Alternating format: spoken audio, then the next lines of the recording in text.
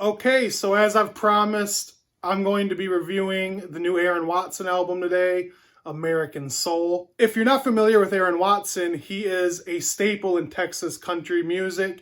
He has been for about the last 15 years. He's been active for about 20 years. He was born in Amarillo, originates from Abilene. He started really picking up steam nationwide back in the early 2010s. His album, The Underdog, which is great by the way, hit #1 in both the country album charts and the indie charts back in 2015. He sort of peaked in 2017 when his single Out of Style got a lot of radio play and became a top 10 hit on the Billboard charts. And the album that song was on, Vaquero, actually made the top 10 in the Billboard 200. And so that was really my introduction to his music. And really in 2019 with his album Red Bandana, I was sort of cemented as a fan of his. And after a kind of quiet 2020, we finally get a new album here early this year. And it is by far his shortest project, clocking in at around 31 minutes, which is about half as long as pretty much every other album he's had, which tend to clock in somewhere between 50 minutes and an hour or longer. So let's get into a track-by-track breakdown. The first song is Silverado Saturday Night, which I believe was the first single off of the album also. It has a very neo-traditional sound to it, and it's got very fitting imagery for the sound. Horses need to run, red dirt road, like a cooler needs cans, play me like a fiddle, truck bed, gas in the tank, down by the bank, Zebco with a 10-pound line, kick off your boots, Silverado Saturday Night, and of course, what seems to be the preeminent fishing in the dark reference. He does all of this to sort of paint a picture rather than to just list things off to get him country cred. Some people don't really like songs that seem to run through checklists like this, but I think it's actually become a staple of country music for decades now, really. And it's so much better than some of the cliche imagery of some other genres of music, so I don't hate on it at all. And so overall, this song isn't really reinventing the wheel at all, but I guarantee you at live shows, this is gonna bang. And that's sort of what making great music is about a lot of the time, I think, right? Next is the song Boots. And after Silverado Saturday Night and this song, I start to catch a real vibe. The song just feels really great. It's a song that's been made many times before, but you're never going to be mad to hear a song like this again. You know, it's really tasteful and sort of sweet. Next is the song Whisper My Name. It starts with the line, when life was easy and freedom was a Friday night, and boom, you're taken to a time in your life. Laying out a setting for the story immediately, that's songwriting 101. And to do that with one single line is really crazy because it moves you to really a feeling rather than to a concrete place. I think that's smart. And then he says, we'd burn a hole in the sawdust till they called last call. I think using the term sawdust instead of just using the term dance floor lends some real effortless country cred to the song. And that's sort of what Aaron Watson does. I like this song, but the whole let's act young again aesthetic is a little bit boring for me as someone who is in that place, you know, married with a few kids and not out being young and wild like I used to be. I just don't think any of these songs really hit the nail on the head to that feeling very well, and I don't really think this song is an exception to that. Still a very nice song though, I'm just not loving it personally. The next song is called Best Friend. A great first line again with, I know a thing or two about love, but there ain't no doubt that I don't know three. I think that's just a badass line. Otherwise, the song is written to an ex who left him and his dog, and it talks about how sort of the one thing that he's learned about love is that a dog will never break your heart. It's a nice sentiment, and we're getting another great country song about a dog after the recent amazing Chris Stapleton song, Maggie's Song. Here, the dog's name is Bandit, and Aaron is calling his ex to tell her basically that Bandit is dying. There's another nice line here. They say opposites attract, but truth is we never cared for your cat. So a nice little bit of wit mixed in with sort of the sadness and the sweetness of this dog's sort of juxtaposition in these people's relationship. So a good song there. Next is Long Live Cowboys. More More very familiar instrumentation and lyrics here. I don't really love the delivery of the lyrics either, but the lyrics, while not entirely original, are a far cry from Tired. Next is Stay, and I feel completely different about the vocals on this song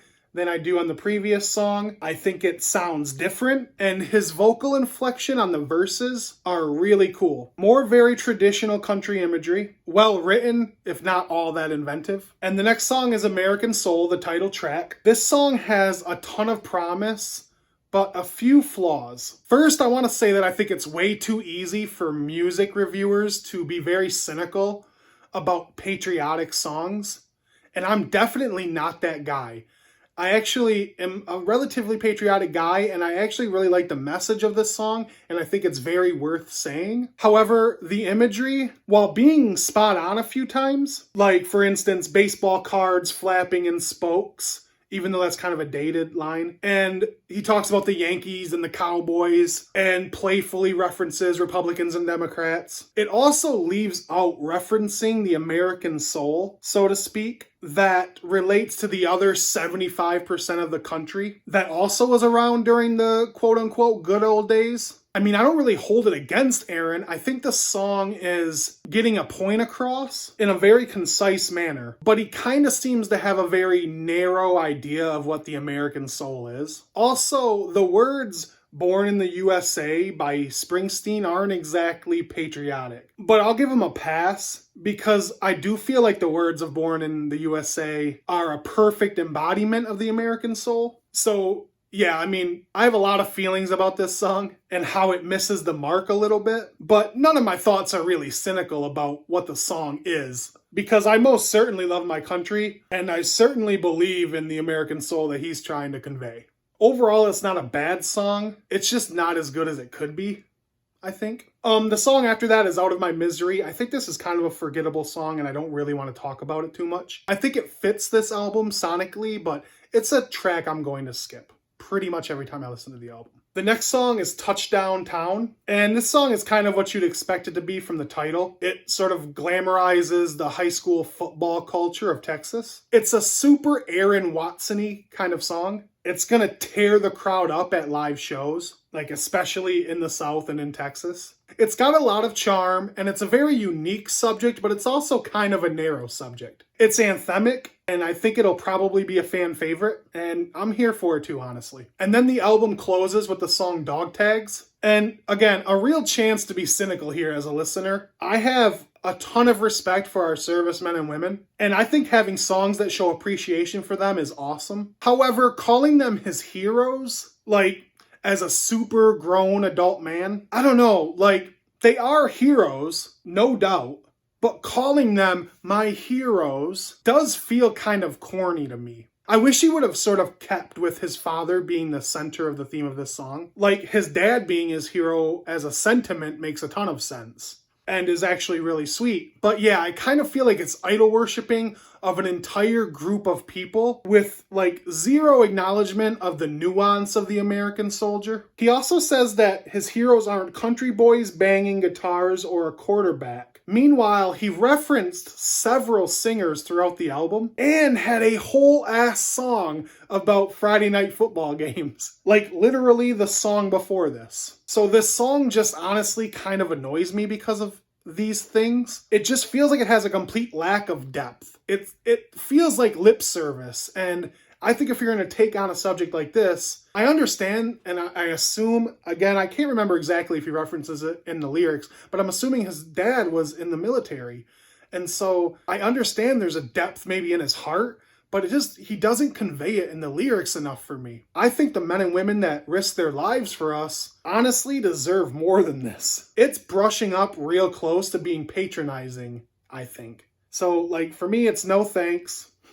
I wish that this would have been like a one-off single, maybe like for charity or something, but it's just meh to me. It's not a great way to end the album. But honestly, altogether, I think this album is a really enjoyable listen. There are some very strong points early on, and it sort of starts to fade a little in the middle, and I think comes crashing there at the end with Dog Tags. But this is kind of what Aaron Watson does. He puts out inconsistent music. The highs are like really high as usual on this album, but the lows can be almost laughable, which is okay, I think. He is a Texas music staple, and I'm sure he puts on amazing shows. And I don't think an artist like him really has to prove anything to anyone. He puts it all out there, good and bad, and I can respect that. He has a tendency to put out really long albums, like I said before. Most of his albums are somewhere between like 55 minutes and 65 minutes. So like the concise nature of this album, I think helps it out a lot compared to his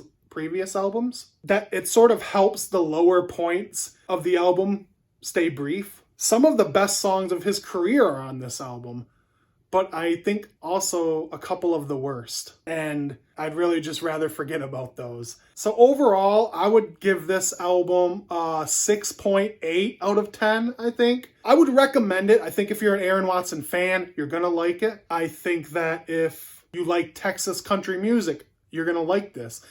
I would still love to see him perform this album, even if I don't listen to the whole thing front to back every time I listen to it. But all in all, that's about it. Please like, comment, and subscribe if you like this video.